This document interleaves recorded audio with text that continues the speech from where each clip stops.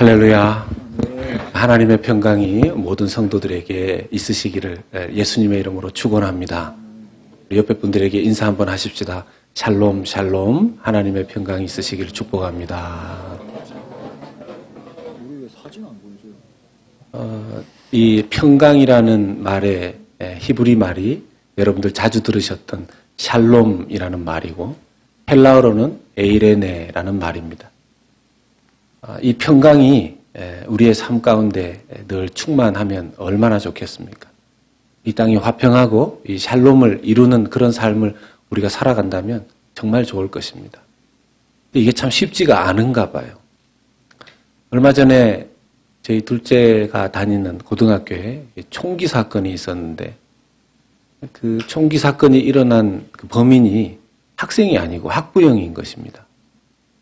아이들 축구 경기가 있는, 풋볼 게임이 있는 그날에 학부형이 참관을 하러 왔다가 학부형끼리 언쟁이 벌어졌는데 그 중에 한 명이 총을 꺼내서 다른 학부형을 쏜 것입니다.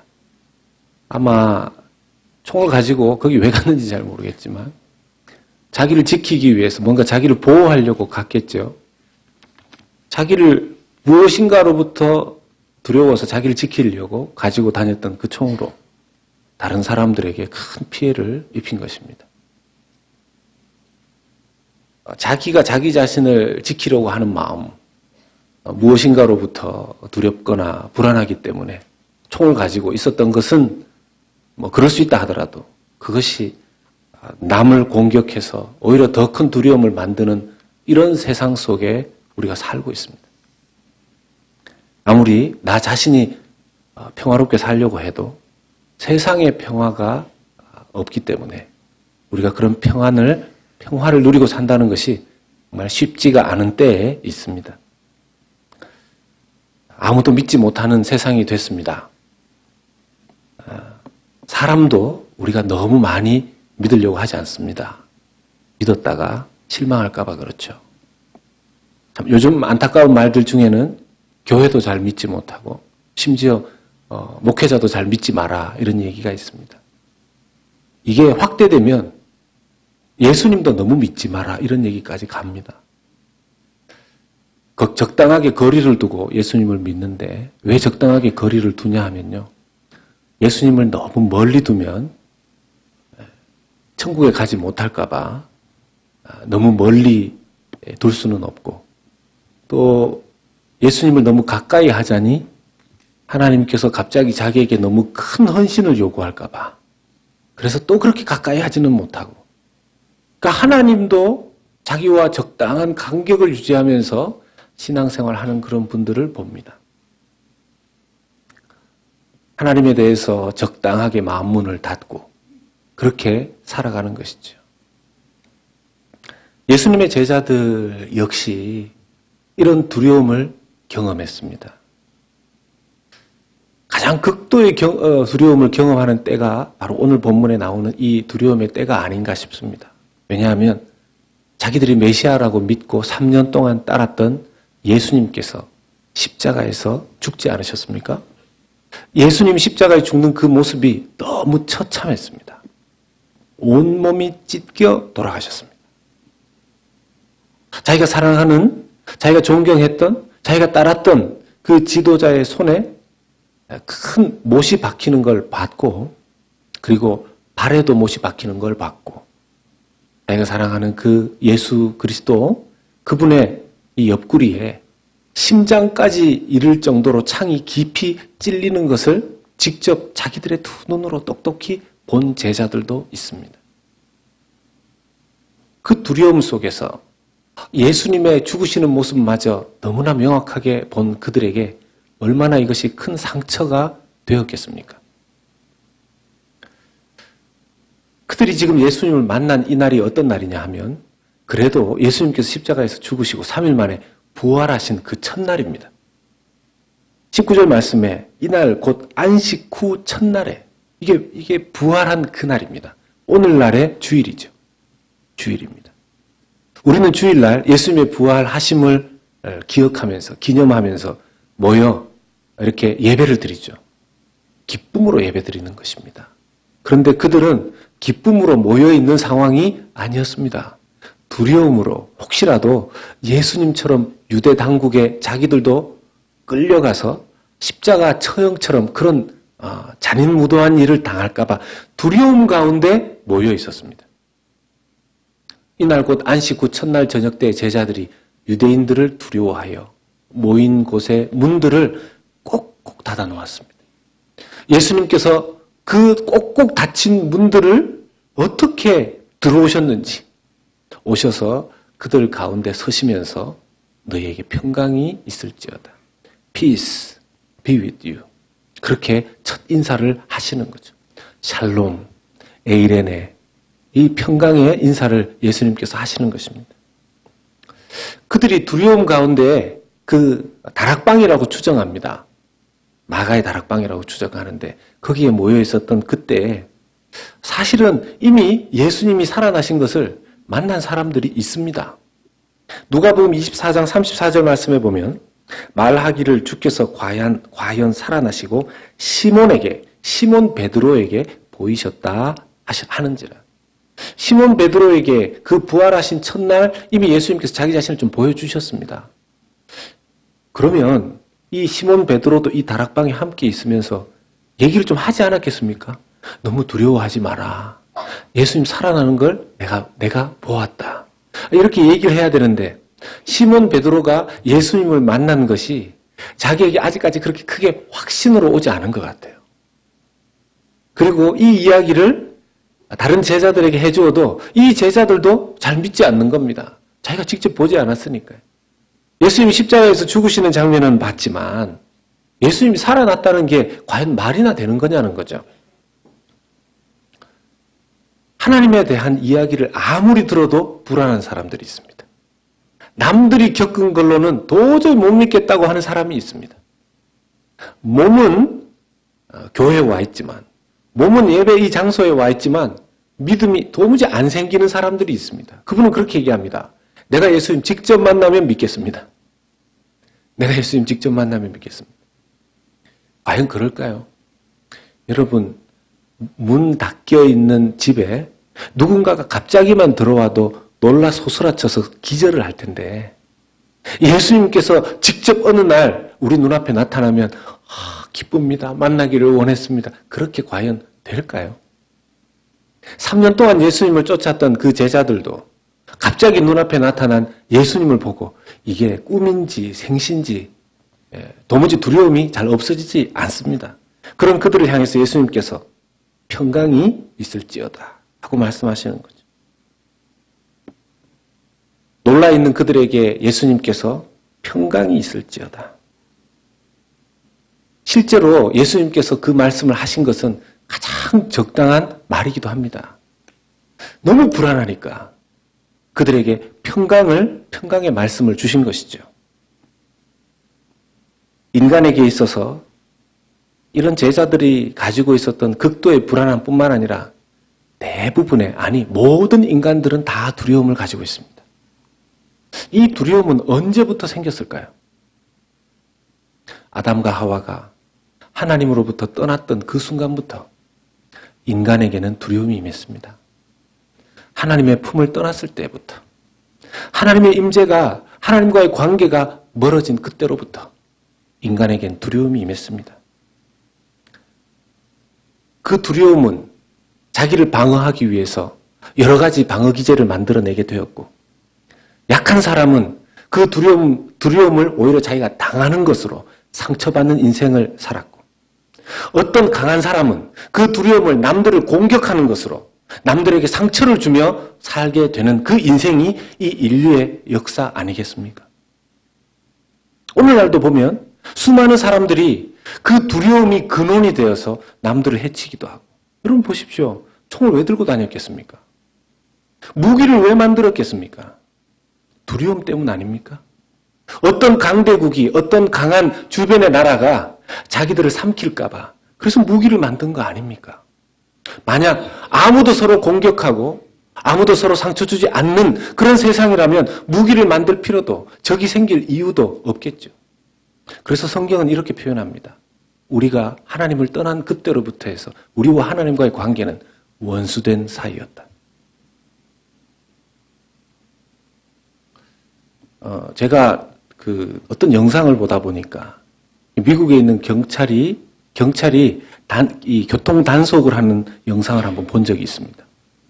근데 이 경찰이 신호 위반을 했다고 느껴지는 한 차를 세웠는데 이 창문을 열고 보니까 그 경찰서장이 타고 있는 거예요.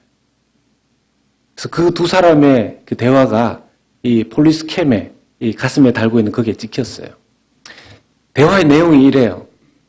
창문을 열고 보니까 그 경찰서장님이 거기에 운전을 하고 계신 거죠. 이게 너무 당황스러워합니다. 두 사람 다. 그래서 한 사람은 이렇게 근무를 서는데 내가 당신에게 일거리를 주는 것 같아서 미안하다. 경찰서장은 그렇게 얘기하고 이 평경찰관은 예, 경찰서장님인지 몰랐습니다. 예, 계속 당황해하면서 그래도 이 규정이 있기 때문에 라이센스도 좀 보여주십시오. 그리고 인슈어런스도 보여주십시오. 이렇게 얘기는 하는데 보니까 이 달라고 하는 경찰이 더 떨어요. 또 경찰서장은 보여주어야 되니까 이제 보여주는 거죠. 결과론적으로는 이 워닝만 주고 이제 끝나는 걸로 되었습니다. 그런데 이 평경찰관이 뭐라고 얘기하냐면 계속 뭐 이렇게 확인을 하고 하는 사이에 예, 서장님 혹시 제가 이렇게 했다고 해서 제가 불이익을 당하거나 잘리는 것은 아니겠죠? 자기보다 조금 높은 사람, 자기보다 좀 힘 있는 사람과 적대 관계가 될까 봐 염려하는 거죠. 여러분, 자기의 회사 직급 안에서 적대 관계가 되어도 두려움이 오는데 혹시나 일자리에서 쫓겨날까 봐 하나님과 원수가 된다면 이길 수 있겠습니까? 이길 자가 있습니까? 결론이 정해져 있는 거죠. 죽음입니다. 하나님과 원수된 자의 결론은 죽음입니다.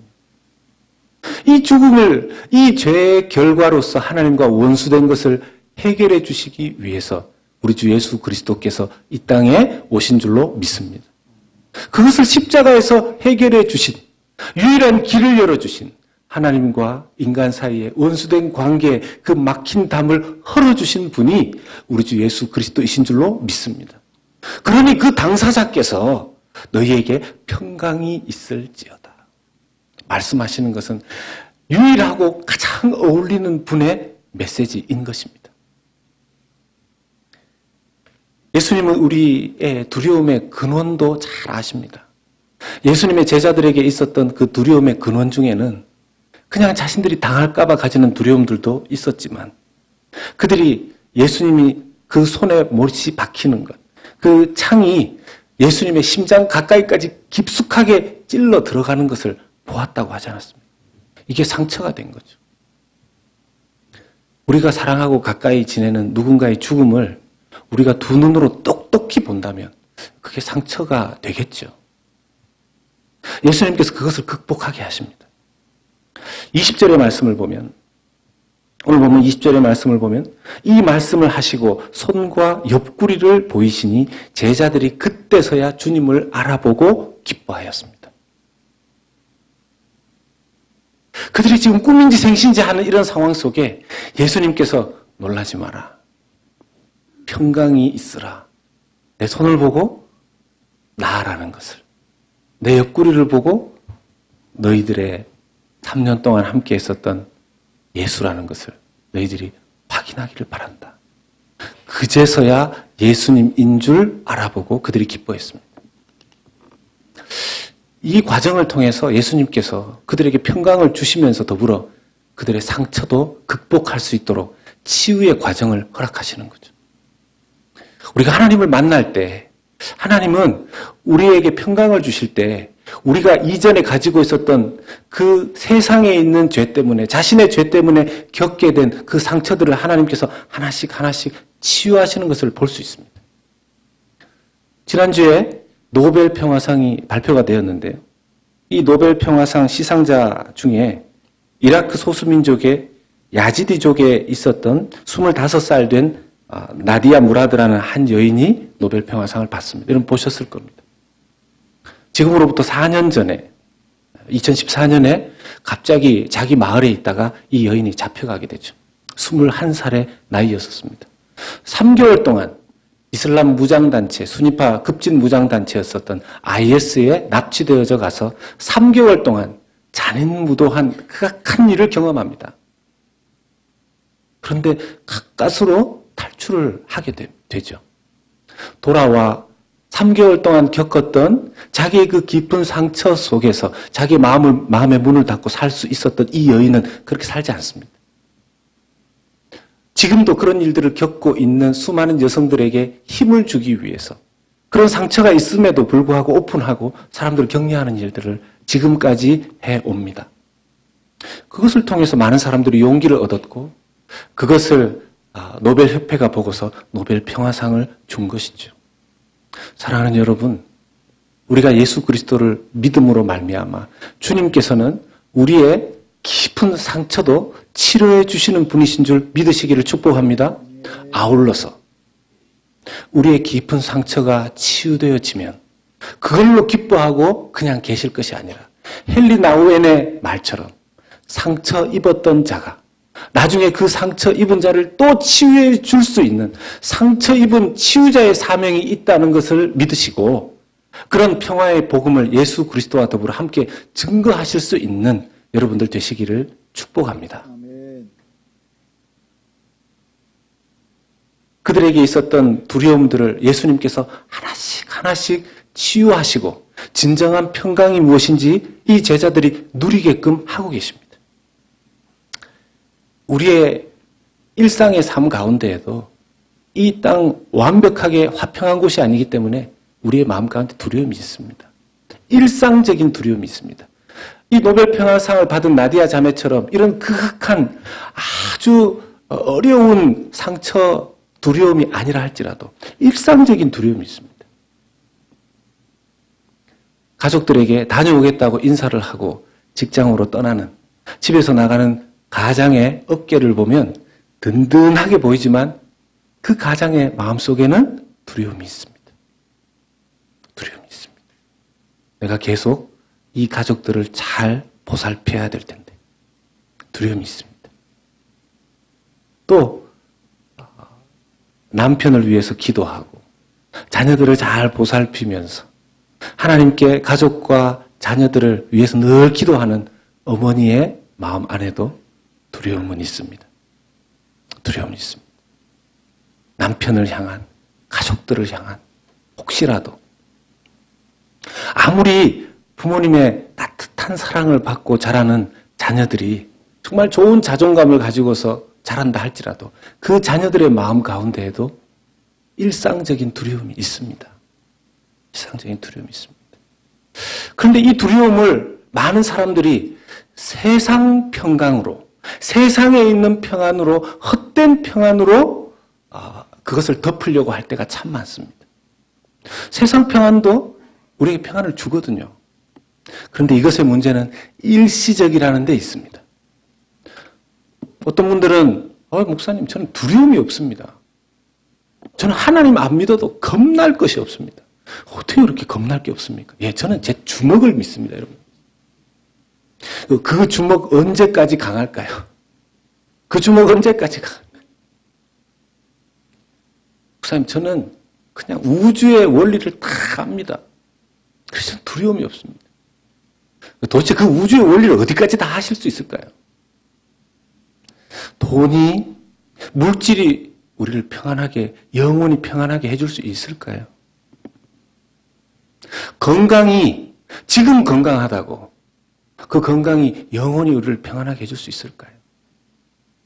지금 나와 누군가가 좋은 관계를 누리고 있다고, 내 가족들 다 편안하다고 그것이 영원한 평안을 우리에게 해결해 줄 수 있겠습니까?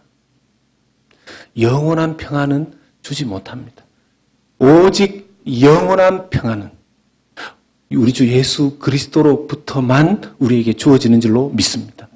그래서 여러분, 세상 평안 그걸 막 갖다 버리라는 게 아니고 정말 유일하고 무의하며 흔들리지 않고 우리에게 계속해서 평안을 줄 수 있는 그 예수 그리스도의 복음의 평안을 붙드시기를 바랍니다. 이 평안이 우리에게 오면 그렇습니다. 이 평안이 우리에게 오면 이 평안의 정도는 단순히 우리 자신이 그냥 일상생활 속에서만 편안하게 살 수 있는 이 정도를 넘어서서 세상의 어떤 환난과 어려움도 이길 수 있는 성령의 능력의 평안으로 확장되는 줄로 믿습니다. 하나님께서는 우리가 평강을 누리시기를 원하셔서 오늘 말씀에도 평안을 누리라는 말씀을 2번이나 하십니다. 그런데 21절에 예수께서 또 이르시되 너희에게 평강이 있을지어다. 아버지께서 나를 보내신 것 같이 나도 너희를 보내노라. 평강을 주시는 것은 좋은데 이 평강을 주심과 더불어서 뭐도 주십니까? 아버지께서 나를 보내신 것 같이 나도 세상으로 너희를 보내노라. 사명도 주신다는 겁니다. 사람들이 하나님께로부터 은혜 받는 것은 좋은데 사명에 대해서는 부담스러워합니다. 사람이 그래요. 은혜 받는 것, 하나님께로부터 좋은 것 받는 것까지는 좋은데 사명도 같이 주시는 것에 대해서는 참 부담스럽습니다. 이 단어를 여러분 잘 보면요. 어느 정도로 무거운 하나님의 사명이고 위임이냐 하면 아버지께서 나를 보내신 것 같이 이 보내다라는 이 말이 동사가 펜포라는 단어입니다. 그러면 보낸 사람, 보내는 사람 그러면 펜포산토스라는 말이 되는데 이때는 성부 하나님이 성자 예수님을 보내는 거죠. 성부 하나님이 펜포산토스. 그리고 보냄을 받은 사람. 헬라어 원문에는 아페스칼켄이라고 되어 있는데 이 어근이 뭐냐면 여러분들 많이 들어보셨을 텐데 아포스텔로입니다. 이 어근이. 그러면 이 아페스톨레가 어떻게 보냄을 받은 사람, 보냄의 명령을 받은 사람이 유명한 아포스톨로스, 즉 사도가 되죠. 히브리서 3장 1절의 말씀을 보면 우리의 믿는 도리의 사도시며 대제사장이신 예수 그리스도라고 표현합니다. 예수 그리스도가 하나님께서 성부 하나님께서 이 땅에 보내신 보냄받은 사도도 되는 것이에요. 그럼 이 관계가 또 제자들에게 이 말씀을 주시면 어떻게 되는 겁니까? 예수님이 아포스톨로스고 하나님이 펜포산토스였었는데 이제 예수님이 펜포산토스가 되고 제자들이 아포스톨로스가 되는 거죠. 그러면 이것이 이 사도들이 다니면서 복음을 전해서 이 복음을 받는 사람은 또 어떤 관계가 되겠습니까? 이 제자들이 사도들이 보냄받은 자들로서 또 펜포산토스가 되어서 복음을 예수 그리스도의 복음을 보내게 되고 이 복음을 받는 자들이 아포스톨로스의 역할을 하게 됩니다. 오이 목사님 이렇게 되면 사도가 사도로 이어지는 겁니까? 그런 의미는 아니에요. 사도는 12사도로 다 끝났습니다. 오늘날 자기가 꿈에 예수님이 나타나서 사도라고 명령했다. 그래서 저를 사도라고 불러주십시오. 얘기하면 거의 이단으로 보면 됩니다. 그러면 이 말씀이 무슨 뜻이냐? 예수님께서 지칭하신 대명사를 보면 너희에게로 되어 있습니다. 사도들인 거죠. 그러면 이 사도들을 통해서 전달되어지는 복음은 무엇을 만들어냅니까? 신약의 교회들을 만들어냅니다. 그래서 신학학자들은 이렇게 말합니다. 그 사도직은 끝났지만 사도적 권위의 계승은 신약의 교회들에게 임했다. 여러분 오늘날 이 신약의 교회가 세상으로 보냄받은 아포스톨로스의 그 고난을 위임받아 그 사명을 감당해내야 되는 공동체가 된 줄로 믿으시기를 축복합니다. 우리가 그 사명 안 하면 안 되는 거예요. 교회가 그 사명을 감당해야 되는 것이죠. 그 말씀을 하시면서 굉장히 부담스러워하는 그 제자들에게 예수님께서 요한복음 오늘 20장 22절 말씀에 같이 읽겠습니다. 이 말씀을 하시고 그들을 향하사 숨을 내쉬며 이르시되 성령을 받으라. 아멘. 예수님께서 우리에게 복음 주시고 예수 그리스도의 십자가의 은혜로 화목의 은혜도 베풀어 주시고 우리에게 사명 주시면서 그냥 이제부터 한번 열심히 노력해봐가 아니라 성령도 더불어 우리에게 주신 줄로 믿습니다. 그런데 문제는 성령을 받으라 해서 주었는데 잘 모를 때가 있어요. 잘 모를 때가 있습니다. 언제 나중에 확실히 알게 됩니까? 오순절 마가다락방의 사건 때 성령 강림의 강력한 역사가 임하면서 예수님께서 숨을 후 불어넣으시면서 창세기 2장에서 마치 그 형태에 하나님께서 생기를 불어넣으심으로 사람이 되게 하신 그 영의 역사가 에스겔서에 나오는 그 죽어가는 뼈다귀에게 하나님께서 숨을 불어넣으심으로써 그 국가가 회복되게 하시는 그 성령의 역사가 예수 그리스도의 복음을 받아들이고 믿는 자들에게 임했다라는 것입니다. 그러면 이제 예수 그리스도의 복음을 믿고 성령을 선물로 받은 저와 여러분들은 우리가 그 창조 때에 임했던 재창조의 역사가 저와 여러분들에게 임하고 우리의 삶 가운데 무너졌던 부분들이 새롭게 회복되어지는 성령의 역사가 여러분들과 저에게 우리 교회에 예수 그리스도를 믿는 모든 백성들에게 임하게 된 줄로 믿습니다. 믿으십시오. 믿으십시오. 강하게 그것이 느껴지지 않을 때가 있습니다. 그렇기 때문에 어떻게 해야 되죠? 모여서 기도하는 능력이 있습니다. 합심 기도의 능력이 있습니다.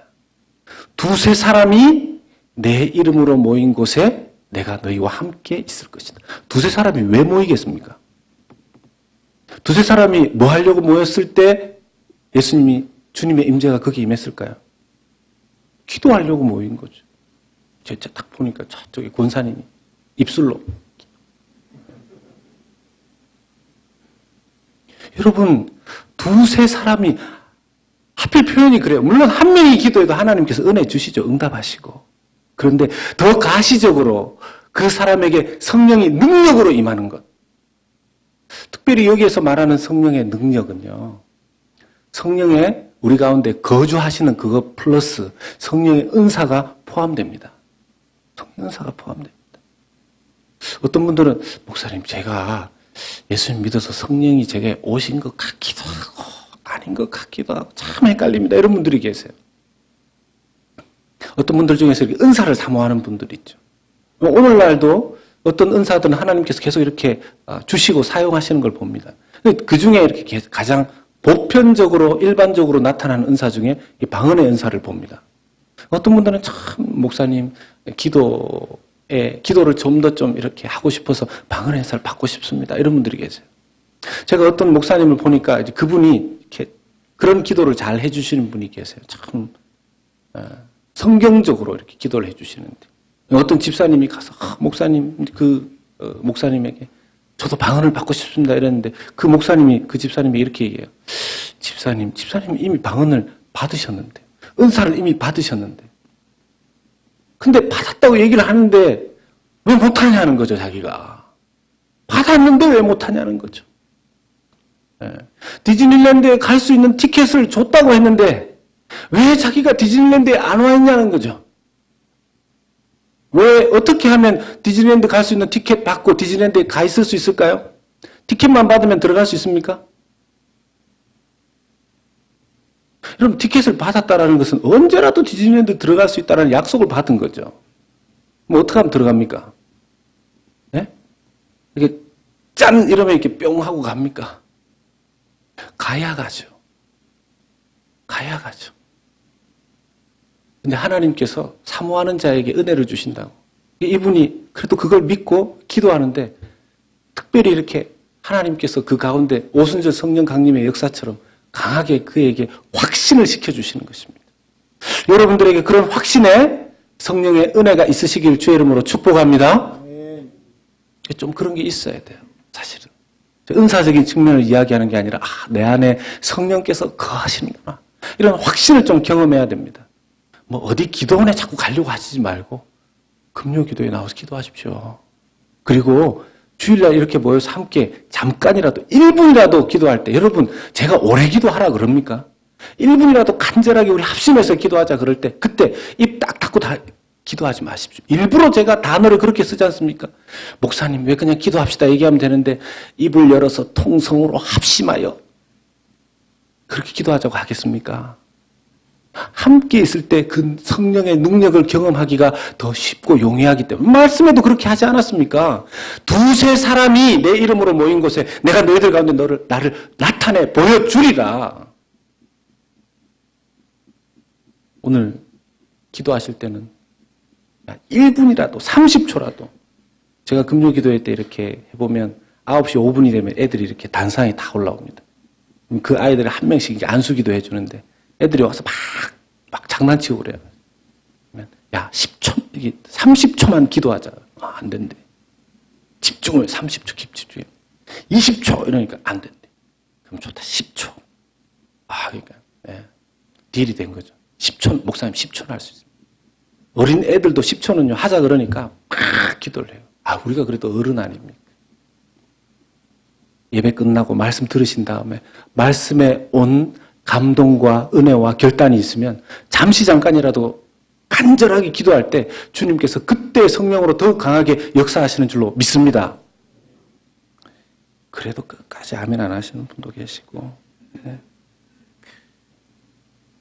하나님께서 우리 가운데 제자들에게 주셨던 그 평강의 역사는 성령으로 말미암아 오늘 예수 그리스도를 믿는 우리에게도 똑같이 임했습니다. 그것이 우리 가운데 임했음을 믿는다면, 이것이 성경 속의 모든 믿는 자들에게 주신 약속임을 믿는다면 우리가 세 가지를 실천하기를 원합니다. 첫 번째는 예수 그리스도의 복음을 믿고 평안을 누리자는 것입니다. 따라서 하십시다. 예수 그리스도의 복음을 믿고 평안을 누립시다. 아멘. 예수 그리스도의 복음을 믿는 자에게 하나님께서 평안을 주시는 겁니다. 에베소 2장 16절 말씀을 보면 우리에게 그 평안을 누릴 수 있는 근거가 되는 말씀이 있습니다. 또 십자가로 이 둘을 한 몸으로 하나님과 화목하게 하려 하심이라. 원수된 것을 십자가로 소멸하시고, 원수된 것을 십자가로 소멸하시고. 복음을 믿지 않는 사람은 어떤 관계에 계속 있는 겁니까? 하나님과 원수 관계로 계속 있는 것입니다. 아까도 말씀드렸지만, 일반 힘센 경찰하고도 이 원수 관계면 인생이 괴롭고 어려워지는데, 하나님과 원수 관계에서 산다. 이건 대적할 수 있는 게 아닙니다. 아무리 주먹을 믿고 살든 뭘 믿고 살든지 간에 말이죠. 우리 중에 혹시 아직도 예수 그리스도를 믿는 믿음이 의심되는 분 계십니까? 마음을 여시고 오늘 말씀의 그 역사가 우리 가운데 있었으면 좋겠어요. 이렇게 좀 제자들의 입장에서는 많이 놀랐겠죠. 깜짝 놀랐을 겁니다. 문 다 닫아놨는데 예수님이 훅 들어오셨으니까. 강권적으로 마음이 혹시 다친 분들이 있다 할지라도 좀 여러분들 입장에서는 루드하게 느껴질 수 있겠지만 성령께서 그 캄캄하고 어둡고 불안하고 힘든 성도들의 심령 속에 강권적으로 임하시기를 주의 이름으로 축원합니다. 두 번째는 그 예수 그리스도의 평안의 복음을 전하십시다. 따라서 하십시다. 예수 그리스도의 복음을 전합시다. 전합시다. 예수 그리스도의 복음을 전합시다. 혼자 복음 전하는 게 쉽지가 않아요. 그래서 여러분 가능한 한 2사람씩, 3사람씩 짝지어서 나가는. 예수님도 사도들을 2사람씩 짝지어서 내보내지 않았습니까? 우리 교회 전도팀이 이렇게 구역을 돌아가면서 전도합시다 하고 이야기할 때 이렇게 못 이기는 척하고 한번 거기에 동참해 보시는 것도 좋을 겁니다. 구역 모임 하실 때 하나 제가 제안을 하자면, 여러분 아마 많이 들어보셨을 겁니다. 구역 모임 하실 때 빈자리 또는 빈 방석 하나, 빈 쿠션 하나 갖다 놓으십시오. 그리고 그 자리에는 우리가 전도해서 꼭 모시고 싶은 사람의 이름을 거기에 두십시오. 계속 구역이 모일 때마다 기도하면 언젠가 그 빈자리에 이름 불러 기도했던 그분이 앉게 될 날이 곧 올 줄로 믿습니다. 세 번째는 평안과 화평의 열매를 삶에서 맺으십시다. 따라서 하십시다. 평화의 열매를 맺게 해 주십시오. 갈라디아서 5장 22절 말씀을 보면 성령의 열매 중에 화평이 있는 것을 봅니다. 저기 또 화평에다 이렇게 크게 글자를 또 해놨는데 저 화평이 히브리어 샬롬, 헬라어 에이레네 똑같은 단어를 한글 성경에서 다르게 이렇게 번역을 해놓은 겁니다. 같이 읽겠습니다. 오직 성령의 열매는 사랑과 희락과 화평과 오래 참음과 자비와 양성과 충성과 온유와 절제니. 어떤 사람은 그 사람이 가면 막 분열되고 다투고 시끄러웠던 분위기조차도 이렇게 평화가 이루어지게 하는 그런 분이 있어요. 피스메이커라고 하죠. 어떤 분은 평화로운 분위기였는데 그분이 가면 다툼과 분열과 시끄러움이 생기는 경우가 있어요. 우리 중에는 아무도 그런 분들이 없기를 바랍니다. 늘 어떤 분들은 이렇게 싸울 준비가 딱 되어 있는 분들이 계세요. 네. 늘 5분 대기조처럼 출동 준비. 성령의 열매란 내가 내 안에 성령이 거주하시면, 내 안에 성령이 거하시면 인생을 통해서 계속해서 나타나는 인격적인 영적인 열매입니다. 하루아침에 그 사람이 화평케 하는 자가 되지는 못한다 할지라도 시간이 지나면 그 사람에게 화평의 열매가 맺혀져야 되는 것이죠. 이 사람이 일터에 있습니까? 그러면 그 일터가 이 사람 때문에 평화의 역사가 일어나고, 그 사람이 가족 중에 있습니까? 그 가족 중에 그 사람 때문에 평강과 평화의 샬롬의 역사가 일어나야 되겠죠. 말씀을 맺겠습니다. 사랑하는 여러분, 예수 그리스도의 십자가의 사역으로 말미암아 우리와 죄인된 우리와 원수되었던 우리와 하나님과의 관계가 회복되었고 화목해 되었습니다. 그리고 우리는 그 확증으로, 약속으로 성령을 선물로 받게 되었습니다. 이제 우리는 우리 개인뿐만 아니라 믿음의 공동체를 이루어서 주 예수 그리스도의 평안을 이 교회가 함께 누리고 그 평안을 세상 가운데 나누어 주고 우리 교회는 점점 더 그 평안 가운데 거하게 되는 역사가 있을 수 있기를 예수님의 이름으로 부탁드리고 축복합니다. 아멘. 함께 기도하십시다.